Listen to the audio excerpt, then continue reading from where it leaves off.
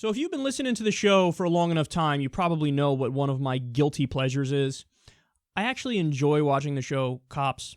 Now, understand that it's a little more complicated than that because half the time I'm hate watching it. So what I mean by that is a lot of times they're doing stops for no good reason and they kind of like openly skirt the Fourth Amendment in many instances and they get people who are doing drugs and not hurting anybody. And I watched, I'm like, oh, stop harassing these poor people. You're fucking ruining their life over nothing. They got a little bit of weed. Who gives a fuck?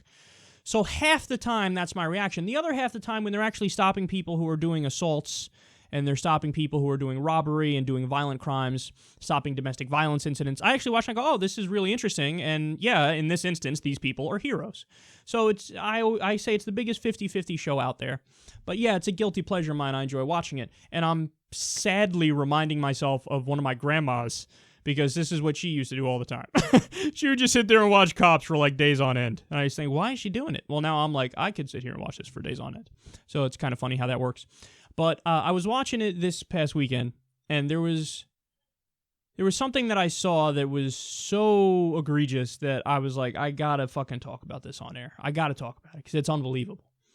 So they play it on the Spike TV, which is, oh, masculine network, Spike TV. Yeah, all we do is show fighting, farting and stuff. Masculine.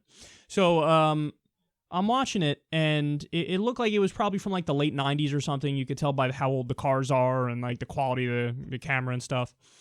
And they're doing these drug busts.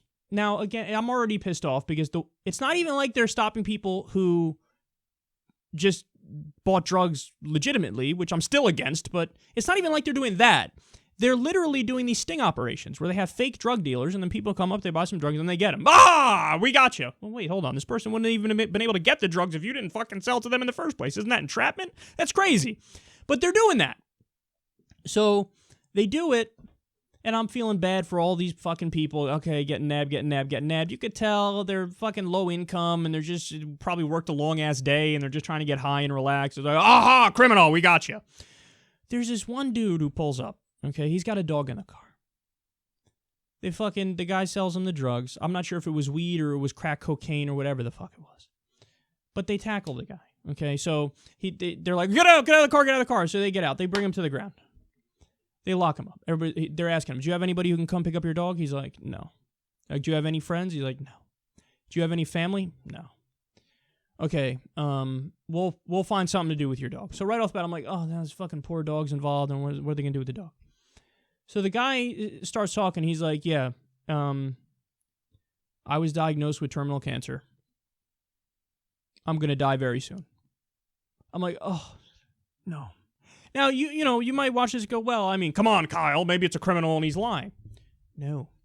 They're searching him. They lift up his shirt at one point. He has like a colostomy bag in there. He has a colostomy bag and a morphine drip. But he's like a prescription for the morphine drip because he's fucking dying of cancer. And they're like, what's that? He's like, well, yeah, here is my morphine drip. Again, I'm dying. I don't have much long to go. And that's the colostomy bag. They're like, okay. You think you have a problem with drugs? They're like, how often have you done drugs? He's like, I haven't. This actually like, I just started. This is one of my first times. Probably like my second time or third time. And they're like, oh, okay.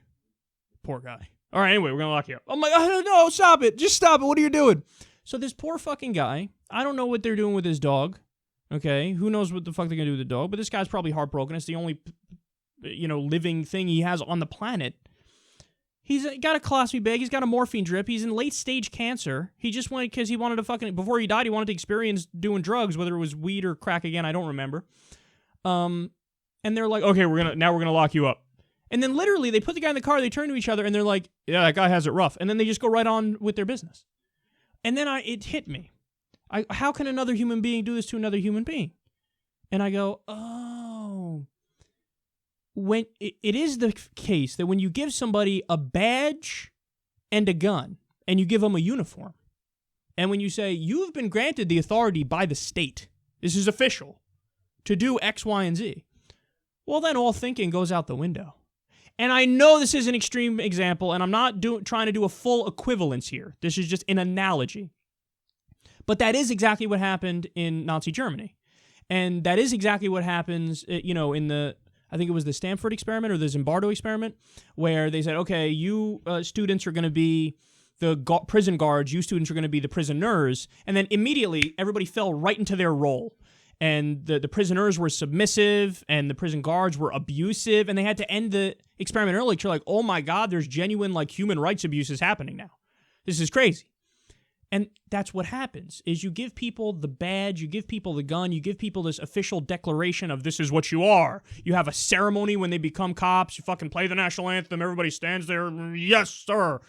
And then, boom, anything I do is legitimate and justified because I've already defined my role as the enforcer.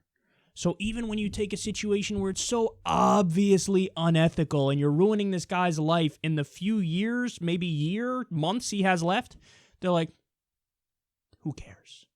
Who cares? Again, I know it's an extreme example, and I'm not trying to do a full equivalence, but that was the mindset when you had people in Nazi uniforms shoving people in gas chambers. Like, what do you mean? I've been granted the authority by the state, and this is what our dear leader says, and this is official. We have defined roles, so, yeah, this is what I do. Their role is to be the prisoner and to die. My role is to fucking be the enforcer. Law and order here.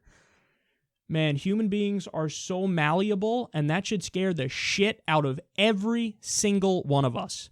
Because you would like to live in a world where people's reason and rationality and basic sense of empathy overrides just these rigid, defined roles that we've given people in society. But that indeed is not the case, and it's not even close. It's not even close. The reality is, probably most people, given that role, given that defined role, they're going to play that fucking role, and they will shut off their fucking mind. The other experiment, again, I forget the name of these experiments, but you have a guy in a lab coat telling somebody, press this button. And when they press the button, you hear a shock noise and the person scream. At first, it's just a whimper, Then the screams get louder and louder and louder. Most people kept pushing the button as long as the guy in the doctor's coat and with the clipboard kept saying, okay, push the button, please. They kept pressing the button, even when it was obvious that them pressing the button was torturing the person on the other side. Why? Somebody in authority told me to do it. Shut off my mind, that's what's going to happen. I'm going to do it. And not even think about the consequences. I hope that's not human nature. I hope we can override that. But I have fears I have a fear that it is human nature. And that's a sad, sad reality. So the best thing we can do is understand it, get used to it, and then do our best to manually override it. Because when I see situations like I saw in that episode of Cops, I think, Jesus, what hope is there for us when this is how we act?